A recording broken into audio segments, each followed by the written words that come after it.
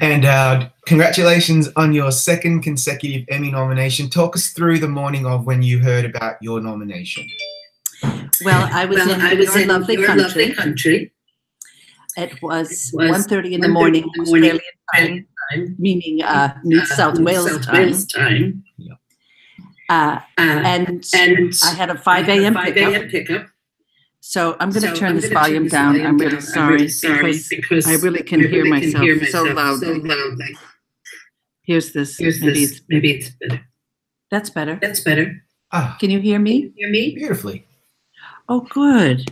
Then I'll even go further. Okay. So I told myself that under no circumstances was I staying up because I was being picked up at 5 in the morning and I was going to be a responsible actress and go straight to bed at 9 o'clock my normal time.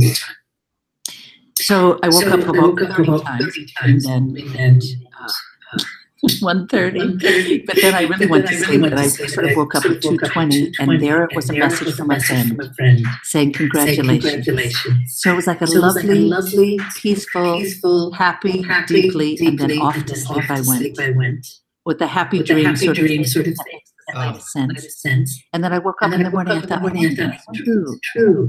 And and it was. That's bliss. That's lovely.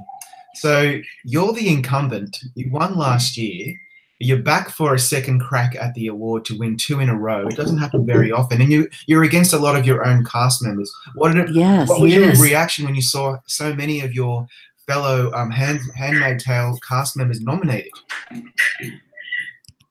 I was thrilled because, of course, I know how good they are. And I know how deserving they are. So I was thrilled that so many were included. That's the best thing. I mean, it really is. And is that the question you asked? Yeah, pretty much. So Handmaid's Tale doubled its nominations from last year. So it's actually now a real force to be reckoned with. And I think a lot of that has to do with how it's still so incredibly timely and so relevant. What are your thoughts on how the show just continues to really become like such a hot issue in pop culture? That's a very good question. I was stunned in Australia to the number of people who said the show meant the world to them and they never missed an episode. How clearly it resonated. I think a couple of things. It's very well done. It's very well written. And it's well acted and cinematography and all of those things. Okay. That having said that, which is crucial. It gives a voice and an image over and over again of repression, what it looks and sounds like, where something gone too far will take us. I think it resonates for women hugely. I don't know how men respond. I don't know how well they sit with it. I speak more to women than to men about it. I'm not being clear at all here, and I'm so sorry.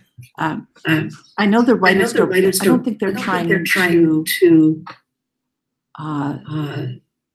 relate to what is going on. Certainly in our country, we're in a very bad way. I think what they're trying to do is to get people to wake up and think for themselves.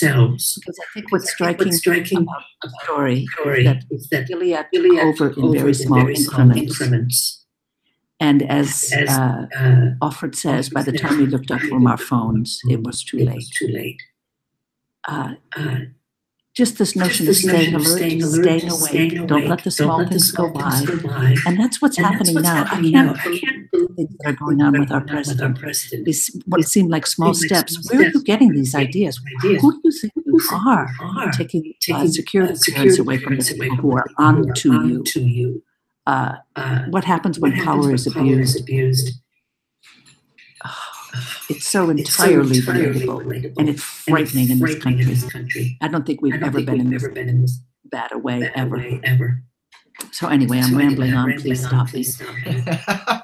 I think that's exactly right. And it's the coupling of it being a beautifully done show as well as it being so relevant. It's dynamite. It really is. Yes. So going back to more superficial things, I know I remember watching you on late night TV talking about your Emmy win. It was, firstly, the highlight of the Emmys last year was your win. It was such a beautiful, true, honest, gut-wrenchingly beautiful moment. And then when you describe it, it's so wonderful. Like if you wouldn't mind just taking us through that night and how you felt when you actually heard your name being called out. Well, just the minutes before arriving in my seat, I was as close to expiring as you're wanting to run from an event as I have ever been. Because the amount of prep and the amount of sort of anxiety about it. And you finally arrive and you walk in and it's an alternate universe. Everyone's dressed and beautiful. The cameras are everywhere. You're being told, step in this, step in that. I know, no, not over there, but here. People are asking you real questions. I remember one wonderful journalist said, and what do you feel like doing right now, the excitement? And I said, crying and going home. Can you imagine? Not the right thing to say. But that's exactly how I felt. I thought my first impulse was to truly, I walked in, I thought, get out. Isn't that awful?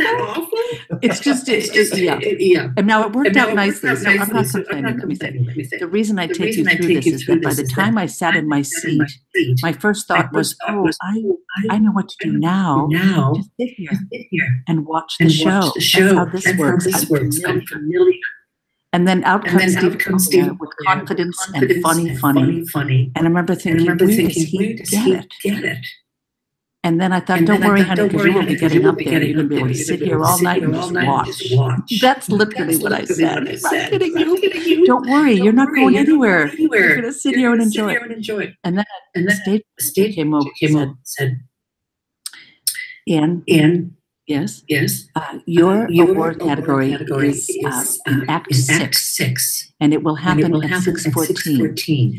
Would you mind being in your seat? And I thought, I'm not going anywhere. I can't wait to stay in my seat. So anyway, then I was prepared. It came up, and I looked to my husband and I said, is this the category? He said, yes, it is. And in that split second, I remember thinking, just be happy. Be happy and grateful, and whatever happens, be happy for whomever it happens to. And whenever I heard my name, it's one of those moments in life that I think are very rare and very moving. Because what happens is suddenly lots of your life flies in front of you, and you think. And right now, for whatever reason, this is a moment for you. And you can stand up and say thank you. I mean, it's among the deepest, it was among the most beautiful experiences I've ever had, honestly. And when I think of it, the feeling comes back right away. It was just beautiful. I wish I had a more articulate way of explaining it. And then the funny thing is, you go off the stage with your Emmy and you take it away right away. Because that's not really the Emmy. Yours is backstage somewhere. Anyway, sorry, love. You ask and I'll listen. It's interesting because we could tell how emotional you were that night, how moved you were. I mean, it was slightly surprising because there was a lot of competition in your category. But looking back, surely, I mean, it wasn't a surprise. Aunt Lydia has become like such an iconic villainous character, but with shades as well, with light and shade. She's not just a baddie. Do you agree? Like, and a lot of it is because of you. Well, I love her. I love her, and I appreciate her. I can say that honestly. And I honestly think she's well, I think she's a survivor. And I think there were things that happened with her in her life. I don't know what they were, but they shut many doors because a child doesn't do that on their own. And I think however she came to be in the world, there were reasons for it. And so my hope in playing her was to come to know her without judgment. And I think when that happens, there are a lot of opportunities to show a lot of sides of an individual. If that makes sense. You know? Because I think she's, well, my goodness, the things she does, would I ever do them? No, I would not. And thankfully, I'm not in that position. When I go home at night, I don't take with me her consequences, you know? But anyway, I'm kind of all over the place here. My apologies. No, yeah, you've just come back from vacation, so you're relaxed, you know. So no, I'm not making any sense. No, not at all, not at all. So now I'm thinking, if Aunt Lydia is so, if she's so bad because she really believes in what she's doing, right? She actually thinks what she's doing is the right thing. But these things that she's doing are so horrible. And how do you marry those two concepts up when you're trying to make this person a real character and not just a caricature? Okay, well, think about it now. The world that she's in. So she was a teacher, let's say. She was a teacher. Imagine her in an all-girls school, or even better, in a public high school, boys, girls. Imagine comes from a religious background, meaningful to her. She sees the level of promiscuity, the language, the disrespect of life and of God, and of the gifts God gave us, the earth. The pollution is destroying the earth. And worst of all, where are the babies? So in her mind, the world has gone almost past redemption. And if you think of Gilead and the church basement, going over the state of the world and her saying, listen, we can't go at this halfway.